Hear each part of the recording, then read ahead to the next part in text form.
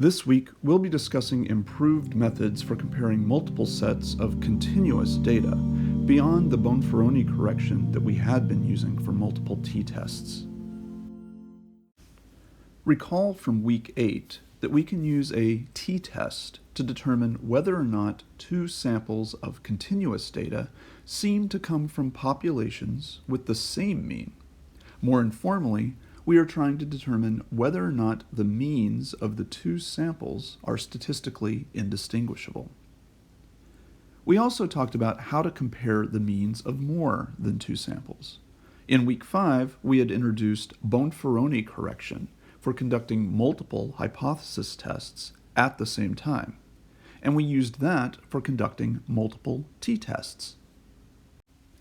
For example, if we want to know if there are any differences in the duration of vowels before voiceless consonants, before voiced consonants, and at the ends of words, we would need to use 3 t-tests to compare the mean durations of the vowels in our samples. One for the voiceless and voiced conditions, one for the voiced and word final conditions, and one for the word final and voiceless conditions. Each individual t-test has its own type 1 error rate of 5%. So for each of the 3 comparisons, there is a 5% chance that we will wrongly reject the null hypothesis. Our tolerance for type 1 errors, alpha, is usually set to 5%. This is fine for a single comparison, but when there's more than that, the error rate is propagated. With M comparisons, our overall family-wise error rate is 1 minus alpha to the M.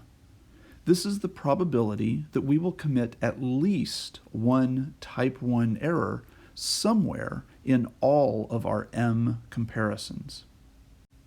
Thus, for 3 comparisons, we have a family-wise error rate of 1 minus 0.05 to the third, or about 14%, which is nearly triple our acceptable rate. With Bonferroni correction, we use a stricter alpha bar as our standard of acceptable type 1 error rate, with alpha bar equal to alpha divided by M. In the case of 3 comparisons, this means we would conduct each individual t-test at a significance level of 0.05 divided by 3, or about 0.017. This will end up keeping our overall family-wise error rate under 0.05, and thus acceptable. However, Bonferroni correction is quite conservative. That is, it is not very powerful. This means that while it keeps our type 1 error rate low, it increases our type 2 error rate, which means we are more likely to wrongly accept the null hypothesis. Thus, there may be an actual difference between the vowel durations, but by being so conservative in our testing, we are unable to see that difference. Our goal, then, is to find a different method that still keeps our overall type 1 error rate at an acceptable level, at or below 5%, but that is also more powerful, so that the type 2 error rate will be lower than what we get for Bonferroni correction. A robust way of doing this is to conduct the test in 2 stages, just as we did in week 9 when we were working with data divided across 2 categorical variables. Recall that we first used either Pearson's chi-squared test or Fisher's exact test as an omnibus test to see if the entire collection of data deviated from the null hypothesis at all, somewhere. Then, if overall deviation was found, we were justified in using an appropriate post hoc test, such as standardized Pearson residuals, to pinpoint exactly where the deviation could be found. For multiple samples of continuous data, as with our vowel duration example, we can use an analogous setup. The first step is our omnibus test. A common omnibus test for testing differences across the means of multiple samples of continuous data is a one-way analysis of variance. usually shortened to one-way Anova, or if it's clear from context, just Anova. We call this a one-way Anova because all our data is of the same basic type, split up into separate samples in a way that we can think of as the bins or values for one categorical variable. In our vowel duration example, the data is all measurements of vowel duration, and the categorical variable defining how the samples are split up is the position of the vowel, whether it's before a voiceless consonant, before a voiced consonant, or at the end of the word. The categorical variable, here vowel position, is the independent or predictor variable. And in the context of an Anova, we can also refer to it as a factor. The different values for this variable, here voiced, voiceless, and word final, are called groups or levels. In medical experiments, groups or levels are sometimes called conditions, treatments, or treatment conditions. The continuous data, here vowel duration, is our dependent or response variable. Like regression, Anova is a general method with many variants and complexity beyond the scope of this course. You can have two or more independent categorical variables, or two or more dependent continuous variables, giving you multi-factor Anova, multivariate Anova, and if we combine these methods, multi-factor multivariate Anova. In this course, we will limit ourselves to just one-way Anova, with one independent variable and one dependent variable. In order to perform a one-way Anova in R, we need to have our data in an appropriate format called a data frame. A data frame is a complex object in R with some inherent structure that allows it to be a useful input to many R commands. There are many forms that our data could exist in before we put it into a data frame, but here we will assume that the different samples of continuous data are each already stored in separate vectors in R, named S1, S2, and so on up to Sk, meaning that we have k different samples, and thus k different groups for our factor. In our vowel duration example, we might have S1 containing measurements of the duration of vowels before voiced consonants, S2 containing similar measurements before voiceless consonants, and S3 containing measurements of word final vowel durations. The actual groups can have whatever names we want to give them. In our vowel duration example, we might use the names voiced, voiceless, and final. For generality, we can use G1, G2, up to GK as placeholders for whatever the group names are. Given these k sample vectors, S1 through Sk, and k group names, G1 through Gk, we can build a data frame called X for our data with this command in R. The data frame command takes one argument for each of the variables we are concerned with. The first is our dependent continuous variable, here simply named S. S is set equal to a vector made by combining S1 through Sk with the C command. The second variable is our independent categorical variable, our factor, here simply named G. To let R know that this is supposed to be interpreted as a factor, we have to use the as.factor command. Inside this command is a vector of all of the group names. Because we are building this data frame on our own, we have to specify how the observations in S are assigned to groups. Here, the first observations from S1 are all assigned to the first group, G1, and so on up through Sk and Gk. We use the rep command to repeat the group name exactly as many times as needed, once for each observation in the sample set, using the length command.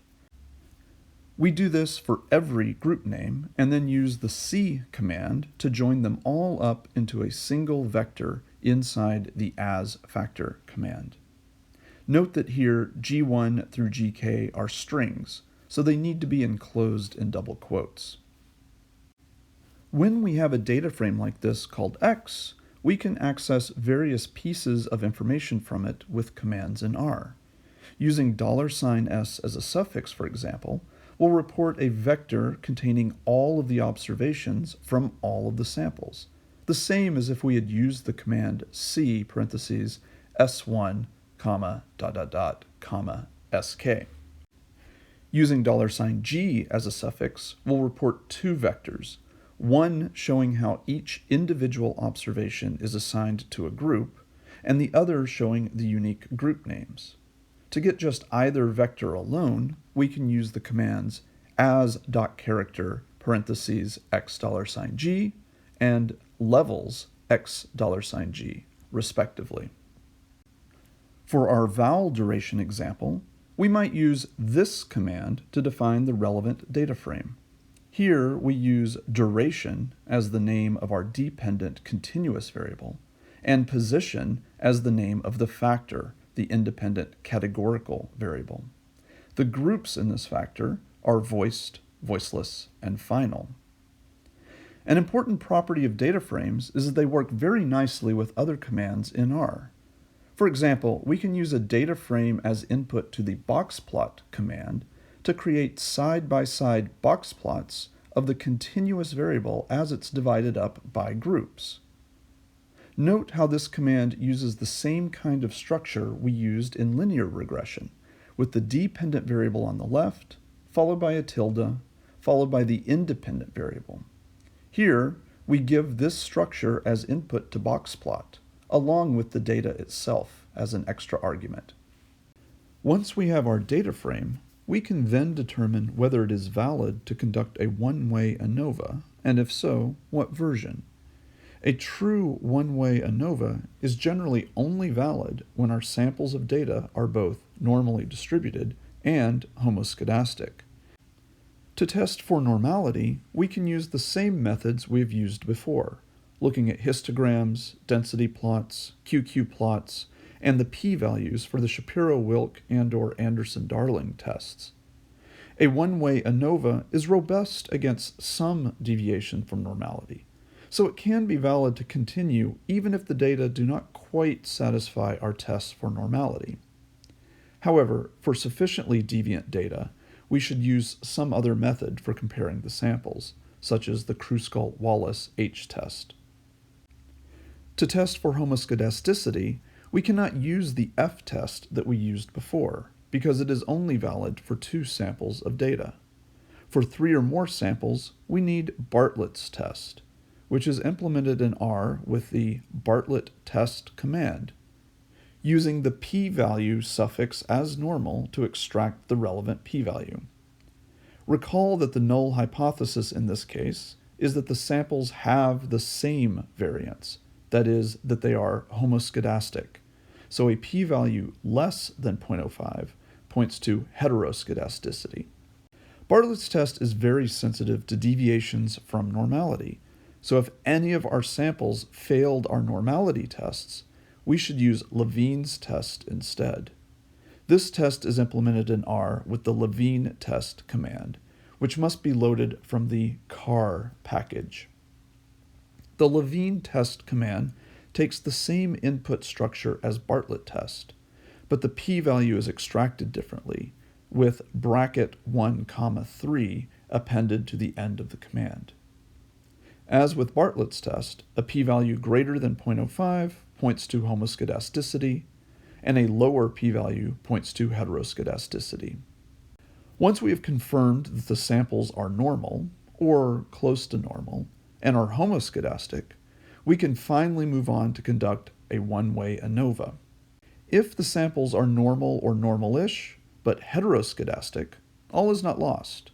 We can use a generalized version of Welch's T-test that corrects a one-way ANOVA for heteroscedasticity. Both of these tests are implemented in R with the command one-way test. As with the t-test command, if we are fortunate enough to have homoscedastic data, we have the stronger test, and we must set the var equal option to true, which will be needed for the one-way Anova. For heteroscedastic data, when we need Welch's correction, we can use the one-way test command without this option, because it is set to false by default, as with the t-test. That's because this is the most common situation that we encounter. As with most commands for statistical tests, we can extract the p-value from the one-way test command using the p-value suffix. This p-value is then relevant for the hypothesis test, in which the null hypothesis is that our samples appear to come from populations all with the same mean, while the alternative hypothesis is that one or more of the samples seems to come from a population with a different mean. This does not tell us which means may be different, only that somewhere, in all of the means that we're looking at, some difference can be found.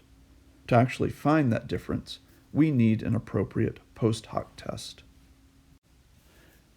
For each of these two omnibus tests, we have a specific appropriate post hoc test.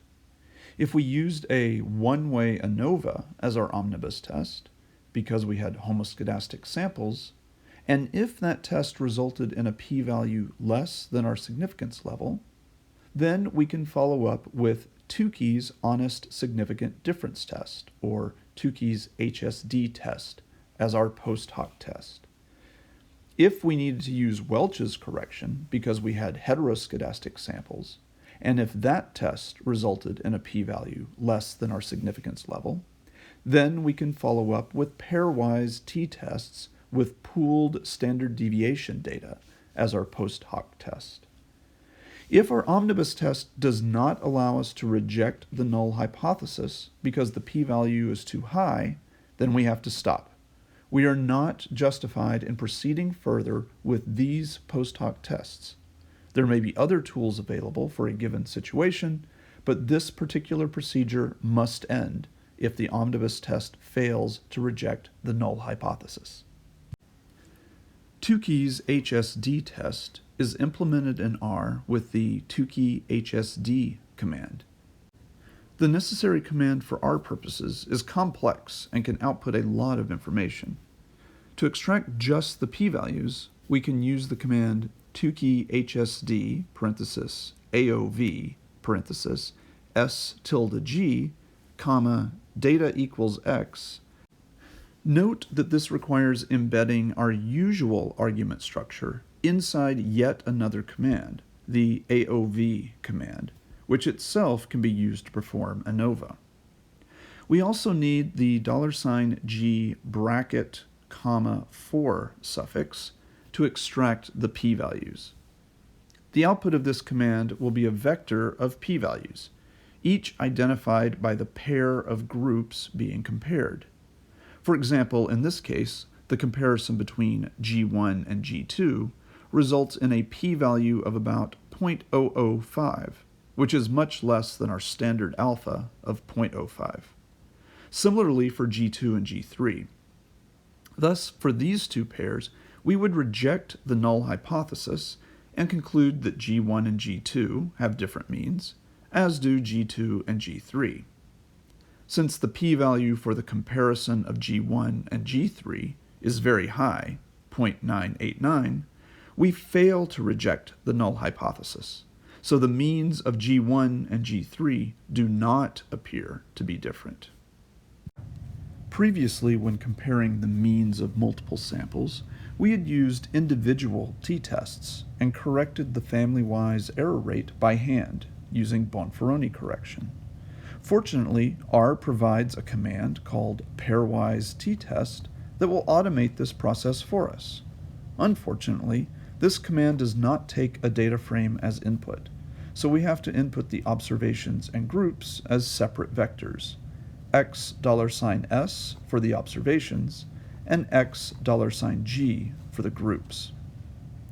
By default, Pairwise T-Test uses pooled standard deviation data and corrects the family-wise error rate with a more powerful method than Bonferroni, called Holm-Bonferroni correction.